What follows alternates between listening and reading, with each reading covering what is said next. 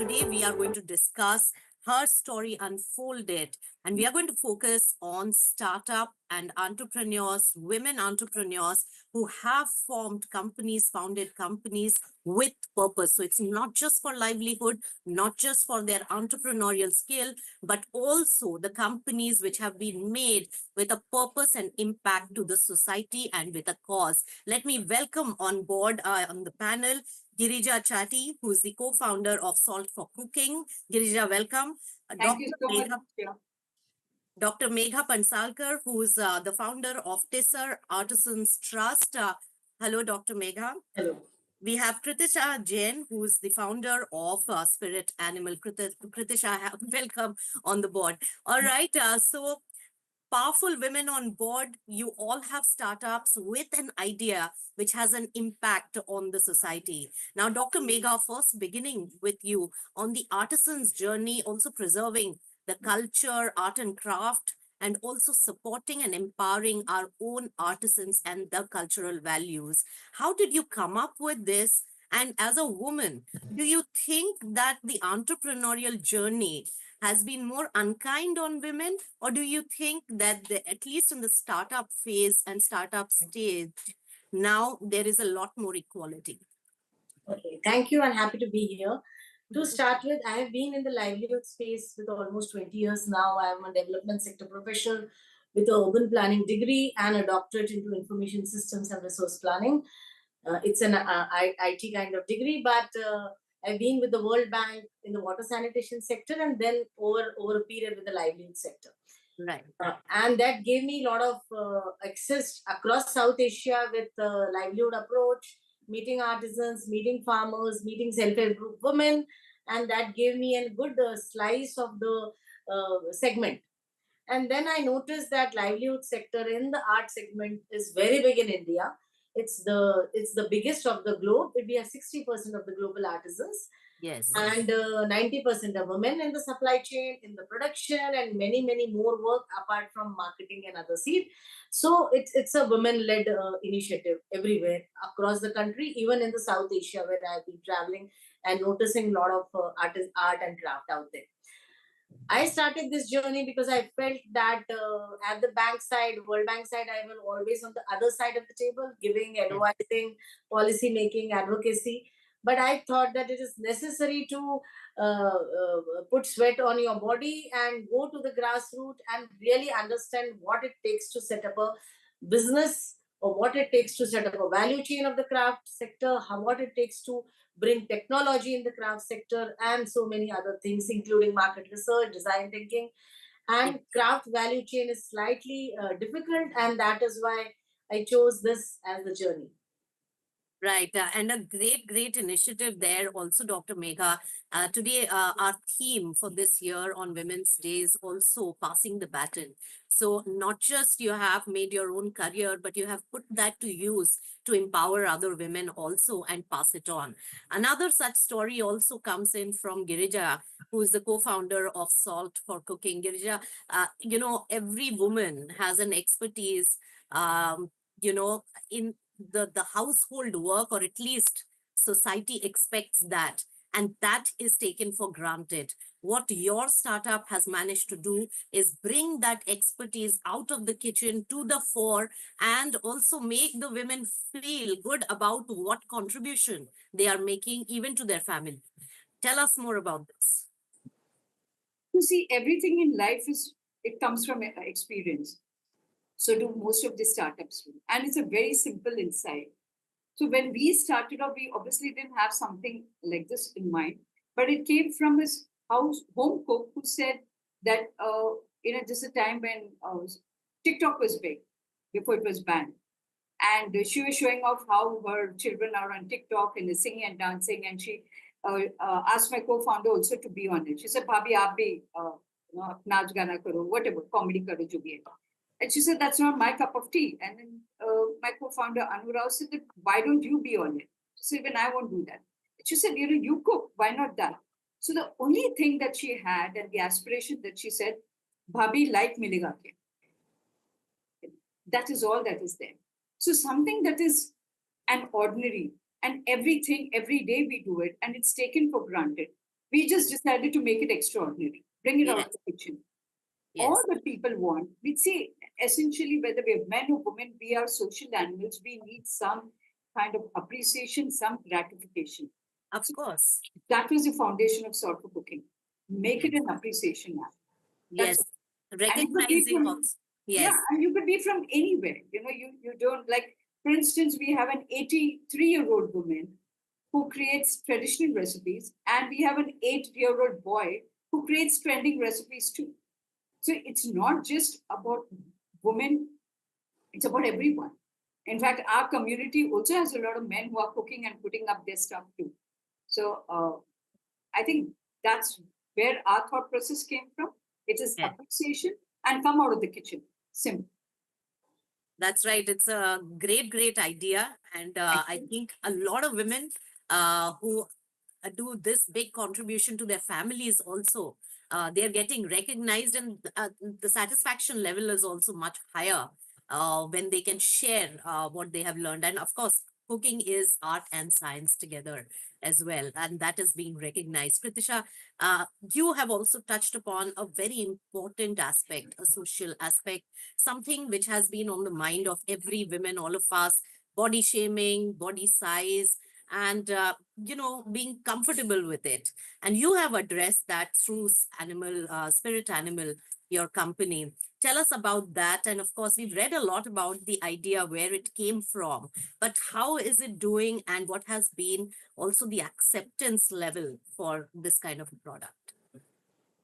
See, there has been a lot of acceptance for this because this was very much needed. Women inherently are like forced to feel very uncomfortable with their body. And our audience being plus size women, me being a plus size woman myself, so I have been on both sides of the table. And that is where Spirit Animal was born. Right. It was like born out of like a rant session where I was just complaining that how come everybody wants us to lose the weight, go to the gym, but yet not provide clothes for us. And I feel it very surprising that big brands with big budgets choose to not cater to us, because it's often taken as an oxymoron that women and exercising is taken as an oxymoron, that both don't go together. So it was just Yes. like so it was like this sheer need which came Right. out of my personal experience. And when I started getting into the research bit of it, I realized that there are so many women who feel this way. Hmm. So this was a very niche need, which was often validated by a sales number. So definitely there is a need, but acceptance from other people, I feel we are still in a little gray region where people feel that we are promoting obesity by making people feel comfortable in their own skin.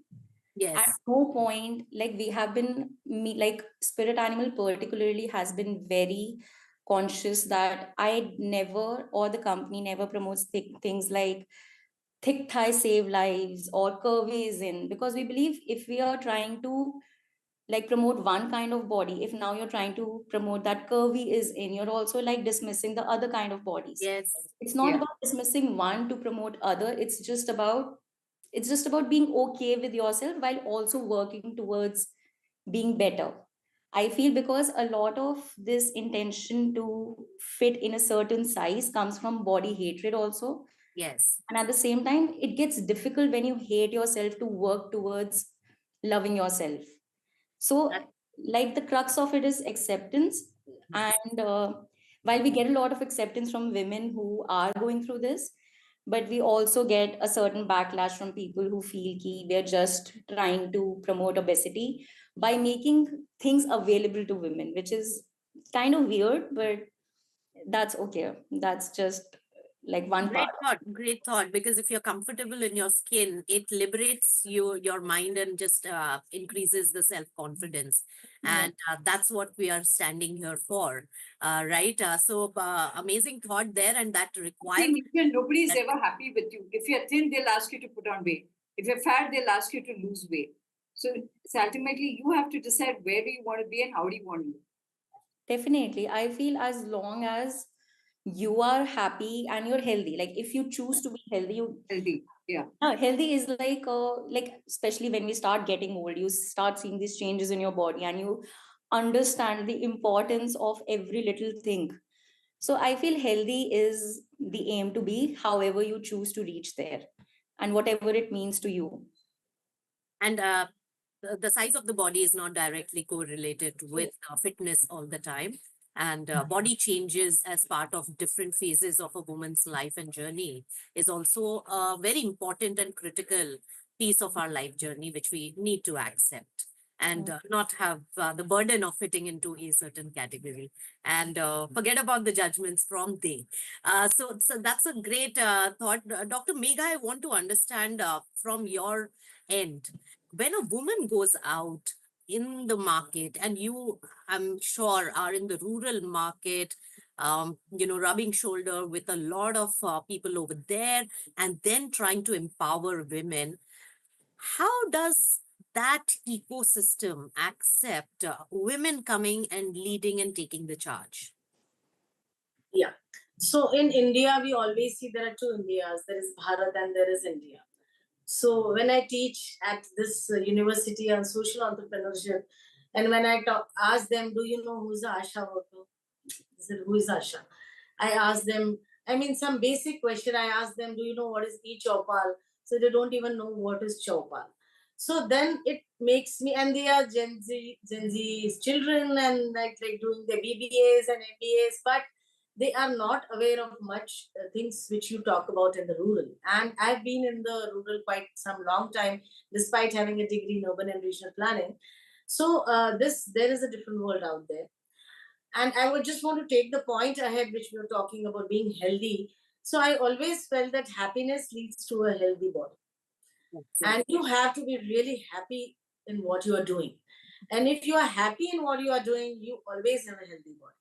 Because mind plays a bigger game in the health rather than many other things, because as it is, women get loads of opportunities to exercise because of a lot of household chores and so many other things, and especially in the rural areas where water, sanitation and many problems exist. So we just thought that women needs to be happy in whatever space they are, and when they are in the space of the craft, it's such a beautiful sector, creativity and doing something which they've been doing for generations.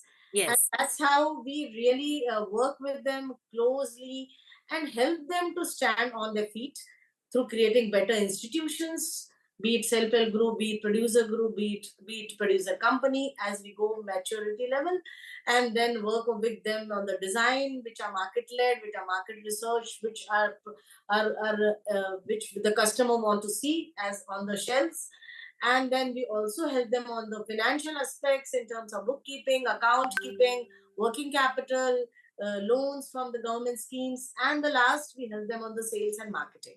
But because we do the entire value chain, we could really see so much of happiness in the hearts and on the faces of the community. And we do also work with a lot of urban and peri-urban women, but Yes. mostly marginalized, mostly vulnerable, Yes. and the community which needs livelihood necessarily as a part of their subsistence.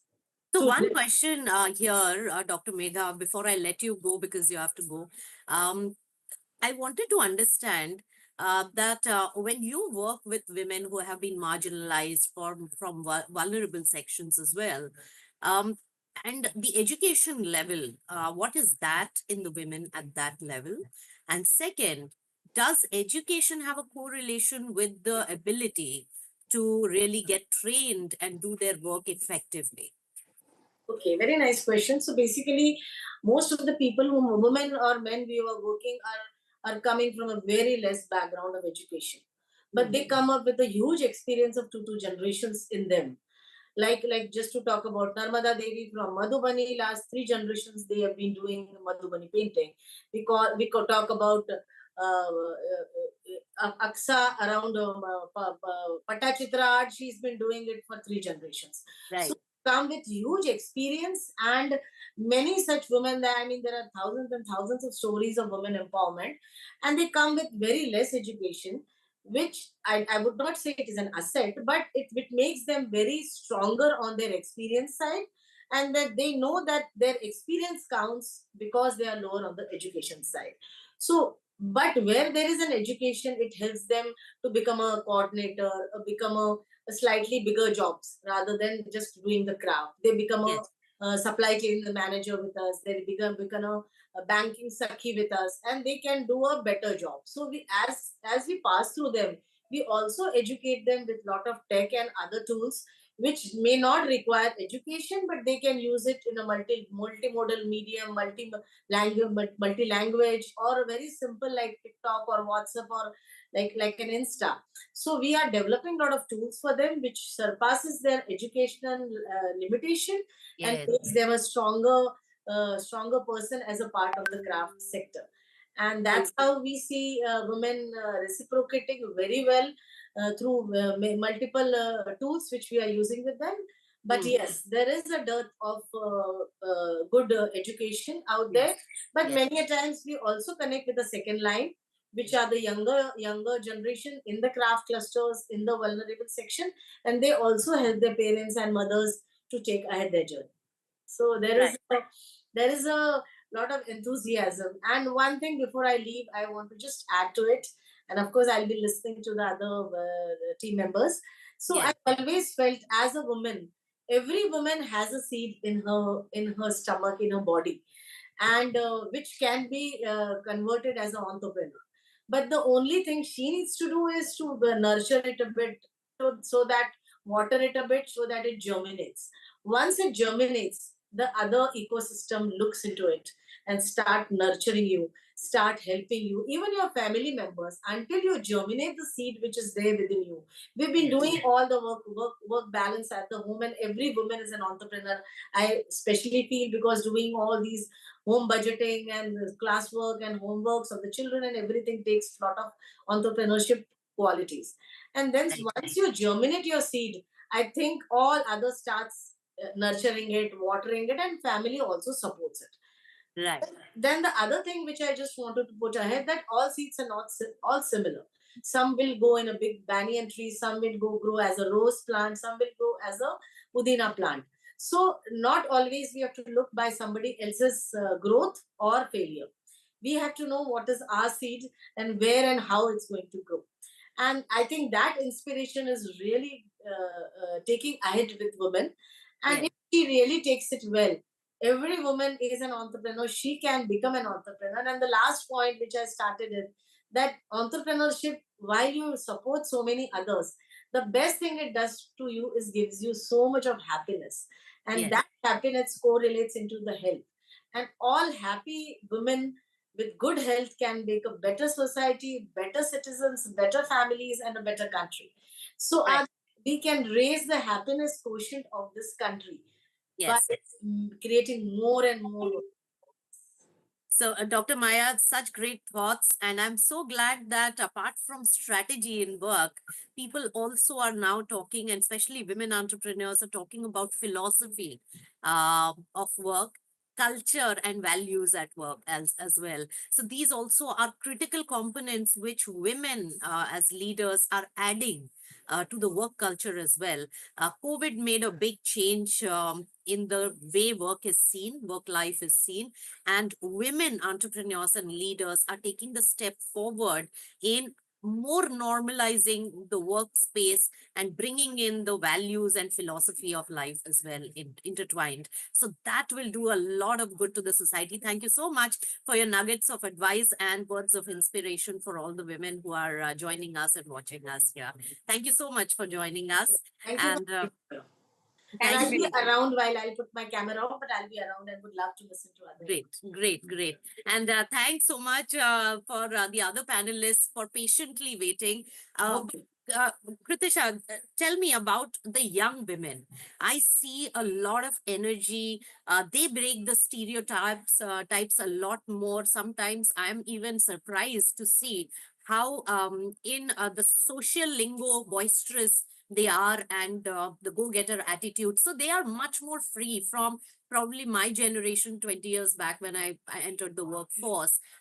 This particular crop is very different. Are you working with a lot of young women, and how do you see the women of today really taking the big leaps? See, I feel what I've personally noticed among my generation, I'm almost 30 years old, so I don't know which part of the generation I fit in, but among women who are like similar You age. and below, your age and No, below. and yeah, me and below, but there's also Gen Z, which I personally find slightly difficult to work with, because like I've had my fair share of dealing with them. So I won't talk about them. I'll talk about my generation. So in my generation, what I felt is that there's a different level of empowerment which we've been.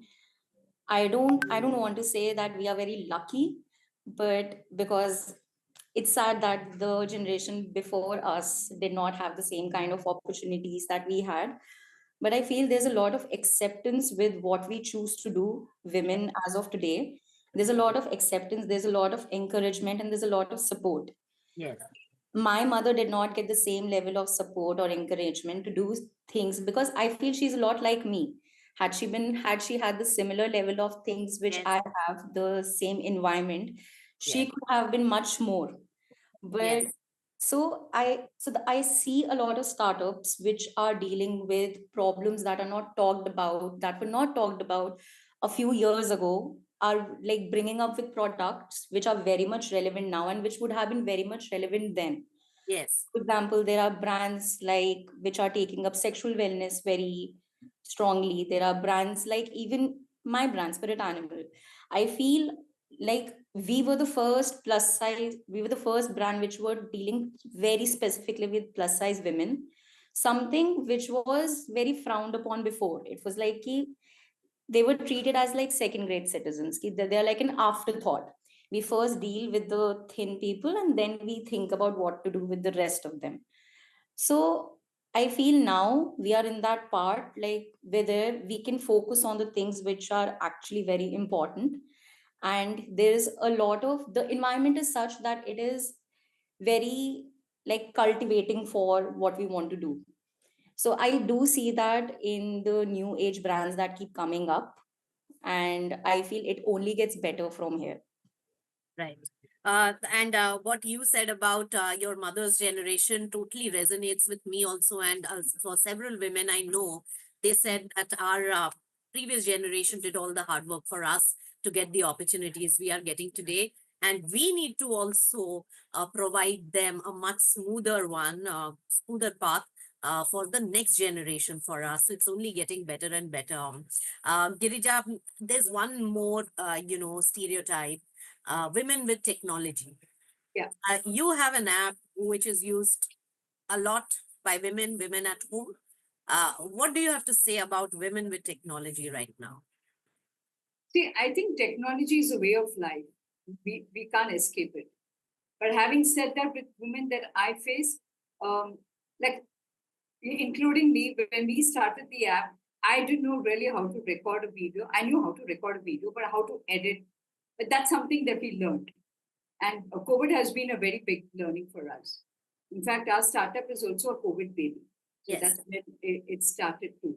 So, especially the women that I interact with, the 50 plus, they've seen both sides of it. They've seen where it took 10 years to get a telephone installed at home to where now it takes 10 minutes for something to get delivered at your place, including both. Okay. So we are pretty much comfortable with both sides. Yes, there are women who come to us and say, how do I record? How do I do this? And we teach them and they're very comfortable with it. Yes. So I think that's the power of the 50 plus. And for that matter, even women. Women are born and they're wired in such a way that they multitask. Yes. They do everything, a lot of things together. They're born that way. It's not like men. They're just like they've got blinkers. They just go right there. Nothing else. So there's a lot of learning and unlearning. And more importantly, we've been very open to ask for help. It's not something, oh, how do we see? That's the beauty of being a startup. You Yes. know that you can't do everything. Even if you can do most of the things, you're not supposed to do it. So Yes. you ask for help, you learn. So including technology, I speak to a lot of tech guys on a daily basis. I learn a lot of new things from my experience, or as co-founders, our experience from where we've come from. we pass on that experience to them and our learnings to them. And it's just a synergy of everything. So technology is not something that you should feel intimidated about or get scared about. Exactly. Mm. You wake up to technology. The first thing that you do is you check your WhatsApp. So You that check out- stereotype has been around Girija, but I see more and more women and a lot of women at home. yeah, They being on their phones and with oh, yeah, technology completely. Yeah, much more. So they are the ones also driving force behind social media and things going viral and the whole content getting that appreciation and views. So we shouldn't forget that. So I think this myth needs to be broken that women with technology don't work because even our cooks have started watching YouTube videos exactly. Yeah, um, and creating the recipes now, right? So that's a very big leap forward. And even our staff taking money on, online, yeah. on payment gateways, that's also a very big leap forward where they've started using technology for ease in day-to-day life. You know, So most of us, including me, we pay our staff through UPI, with bank transfers. And they are very happy about it because it goes into the individual accounts. It doesn't go into a joint account with their husbands or purely their husbands or whoever else the main member in their family is. So they feel a sense of empowerment and achievement. मैंने काम किया, मेरा पैसा, मेरा हक है, मेरे account में जाए और मुझे जैसे खर्च करना है मैं करूं. So that it starts with something as simple as that. you raised one of my most favorite points when we talk about women empowerment and the social issues Yeah. around women that we need to solve for. And a large part of that comes in from financial independence of women. That is the root cause of a lot of social problem where women are dependent on others for their financial needs. And that causes a lot of issues. And now I'm glad that more and more women are finding their own ways of livelihood and are building their own asset, which Yeah. gives them that empowerment and also an independence. Kritisha, come in on this. Your generation wouldn't have seen the other side as much as the other panelists. But of course, you have seen how the culture has been. At your age group, are most of the women now looking at their own money, their own sense of livelihood? I think yes, but I don't want to say a very strict yes because I think I've been lucky to like interacting with women who are financially independent and who value the independence. So I would be discarding a huge chunk of the population, even in our age. Like they're definitely not so, I would say, blessed or lucky part of our generation.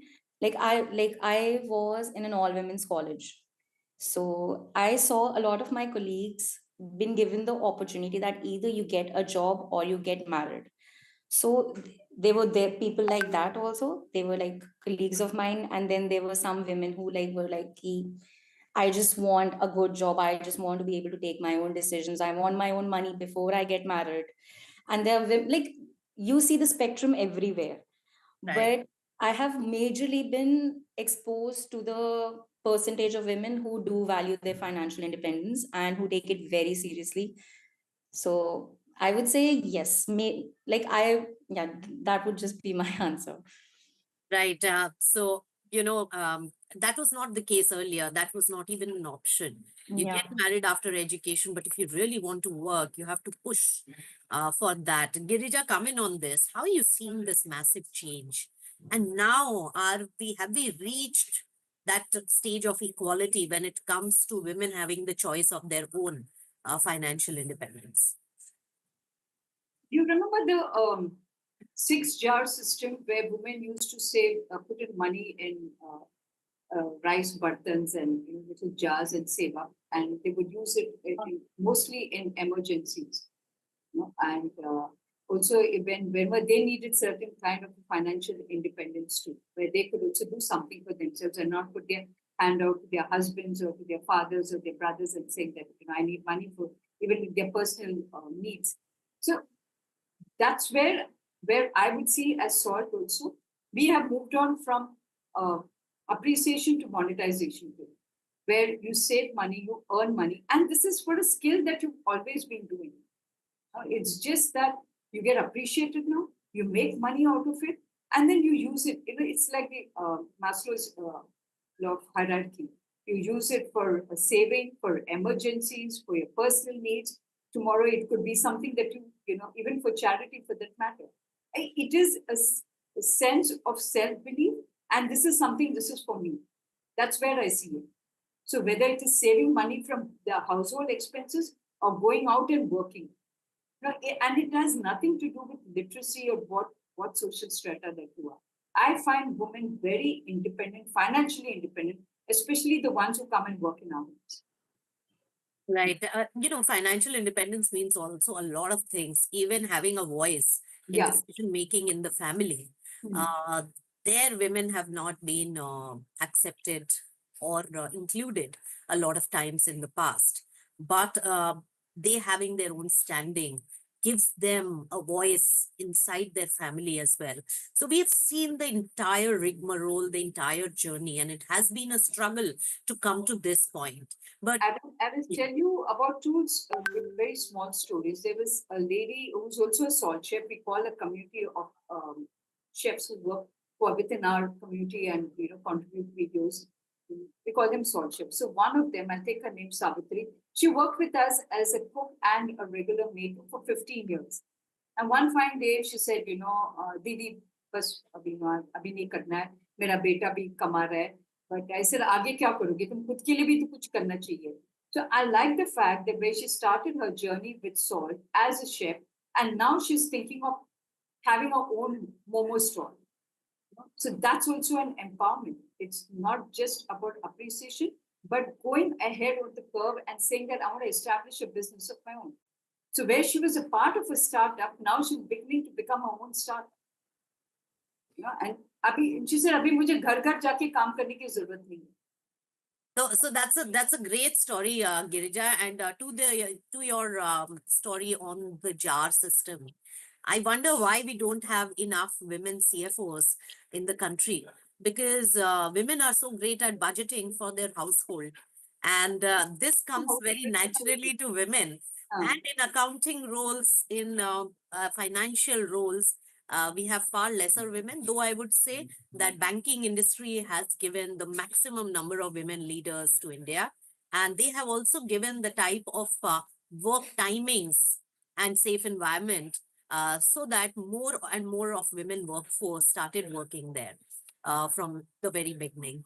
Kritisha, when I talk about the generation now, and which is really in the startup world as well, doing their own thing, are there still challenges that you face when it comes to gender bias? And what are those kind of challenges which still are there around you? I think there are, like, I deal with vendors all the time. See, because we have our own garmentation, so I deal with the customer end of it also, and I deal with the staff end of it also. I see a lot of gender bias when I talk to vendors or when I'm talking to my staff. I have a male co-founder also. They would wait, like if I would give an instruction, they'll be like, okay, sir se ek bar pooch lete hain.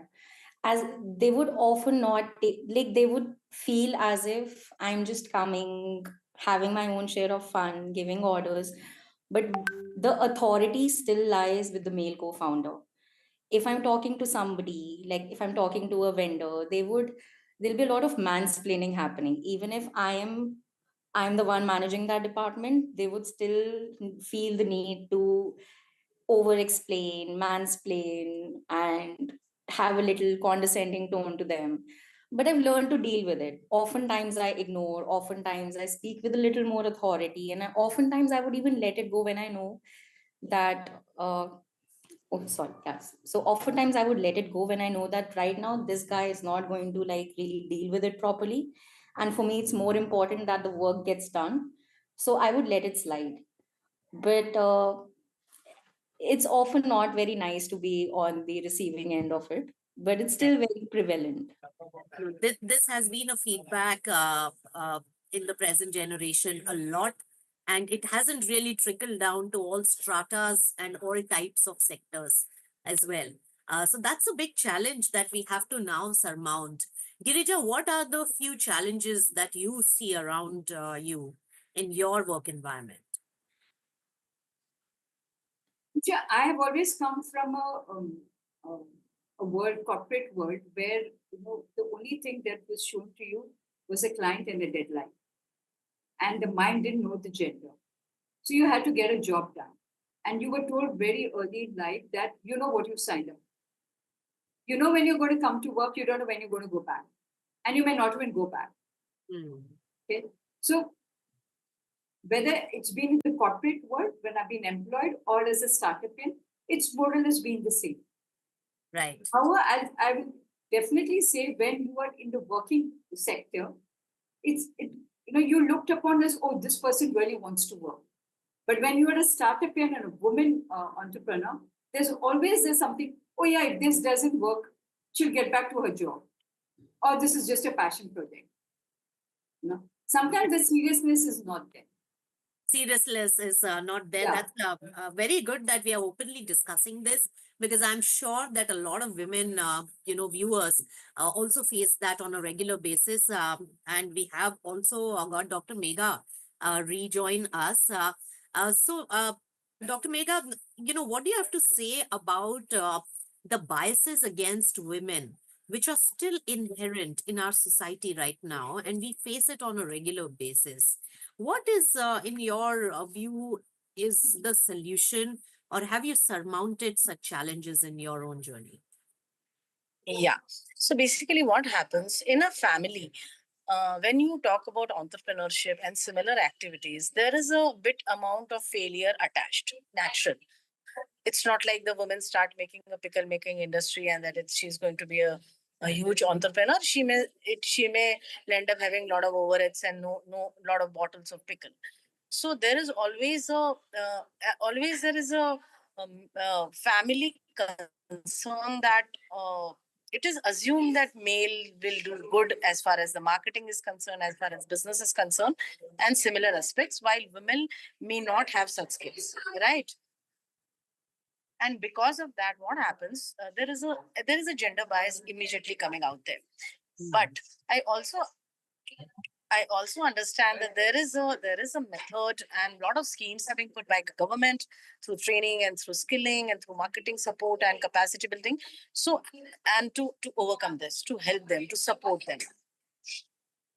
But at the senior level, at my level, I see a lot of ecosystem promoting us, supporting us. A lot of mentorship programs are there. The ecosystem is very very supportive. That's personal experience, but I don't see that experience percolating too much below, and that's how I feel that there is a gap in terms of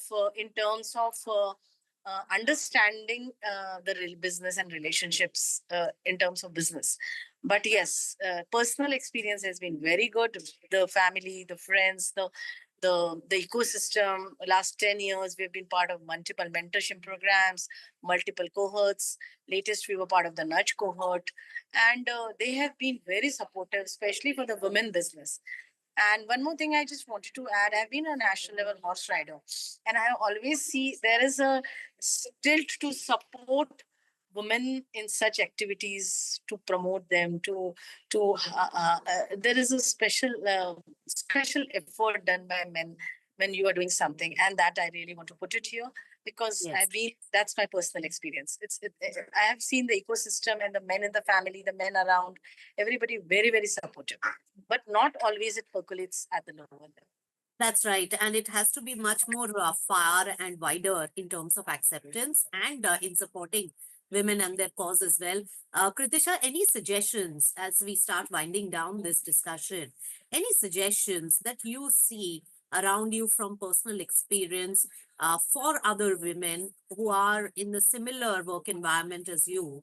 And how you have, like, what has inspired you, or how have you surmounted hurdles, and what is your go-to mechanism and strategy to deal with day-to-day situations when it is concerning gender bias?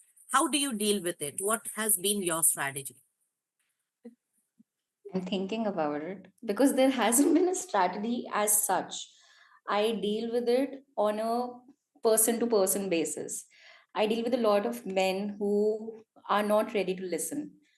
So for them, if I'm in a position of authority where I can just tell them that this has to be done a certain way, I'm either assertive, and I feel if the assertiveness is not going to work, and if the work is truly very important to me, I let it slide. Yeah. Because for me, work comes above my need to make them understand the hierarchy. So that's why Yes. it depends upon person to person. For Yes. some people who are ready to listen or ready to understand that they have to take me a little more seriously, and that their preference of listening to the other founder is not as important as they have it in their head. So I speak about it, or I just like tell them very politely but sternly that this is how it is. If you like it or not, you have to listen. It's important that you listen. Ritisha, this was so candid. I can't even begin to explain how many women must be saying, nodding their head and saying, yes, we go through the same. We go through the same. And it's a real, bruised self esteem every evening, which you recoup every morning and go out in the world. So I do hear that and I understand that. And trust me, a lot of hands would be raised when we talk about this very aspect. So kudos to you. Actually, your generation has also managed to speak out the real issues which some of us take for granted. That this is the way we are treated, but you have identified really what also hurts us the most in our day-to-day activity. Girija, we just have a few minutes. Your suggestions and also inspirational thoughts to all the women who have our kind of journey, your kind of journey, and especially the ones who want to take the plunge into a startup world, and are how do they ready themselves, prepare themselves to face this challenge? See, if you there's only one way of doing it, and it's just doing it. Okay, because बहन this ये जिंदगी अभी कभी नहीं मिलेगी दोबारा. You either do it or you don't do it. Right. Someone tomorrow is going to turn around and tell you, but who stopped you? The Yes. yeah, they're going to tell you who stopped you. It's all there. If you Yes. if you don't have it in you and you don't want to do it, or if you've not done it, it's only because somewhere you've not been convinced about yourself. Then don't blame the world about it. Right. Path is not going to be easy. There are no shortcuts. It's going to be the same what the challenges men face, even women Yes. are facing, especially in the startup world. You know, people are not going to give you funding just because you're a woman. In fact, they are going to be looking at you even more closely because they, "Arey, pata nahi, what if she's going to wrap up?" And that's it. It doesn't want to do it anymore. So that stigma still remains when it comes to funding and growing your business Yeah, it does in because the startup world. we are in year number 4. We are bootstrapped. Yes. Okay. So, and we are looking for funding. We every day we wake up saying that we are the next big thing, but that's going to get realized today. But So having said this is a that, great message going out there to every participants of the venture capital and investment community, that there has to be much better understanding of how women can take care of businesses, and the differentiated approach that is brought about, which has a larger impact on the society as well. And that's what all the three of you entrepreneurs and your work really stands for, that it's not just for livelihood, not just for business, but you're addressing a critical requirement in the market which has a social impact. So profit with a purpose is a very important theme which women are bringing back in the society now. And Dr. Megha, any final words? How do you deal with somewhere where your authority is challenged? Do you have any nugget for all of us? I think it's just come, keep on trying, learn and unlearn. That's the only way. There is no blank anything. There is no blank approach to anything, and Right. there are no blanket failures anyway. It's That's all right. personal to personal basis, and the only thing is that we need to learn from our experiences, learn from the ecosystem, and inspire others and inspire yourself daily basis. Yes. Entrepreneurship is like daily encouragement Yes. to yourself and your community. You have to get inspired daily morning that today is the day I'm going to crack it, and the next day again tomorrow that today I'm going to crack it. So it's like daily, every day there are so many hurdles, so many So the opportunities, so many journey is solutions, tough. and so many Yes, the journey is tough, journey. but we all Yeah. are strong to surmount it. And it was so great chatting with all of you, Kritisha, Girija, Dr. Megha, about some real issues which, cause us discomfort on a regular basis, and the real troubles that and struggles that women face on a regular basis. But of course, it is a tough task, but we all are meant to also go through with it. The grit and determination that you have shown in your personal lives is definitely very inspirational to all our viewers right here. So thank you all for joining and giving your Thank you very, so very much, Nisha. priceless, insights, and happy Women's Day to all of Thank you. to everyone. Yes, and thank you so much for joining. With that, it's a wrap on this session. Thank you. Thank you. It was a pleasure being here. Same here.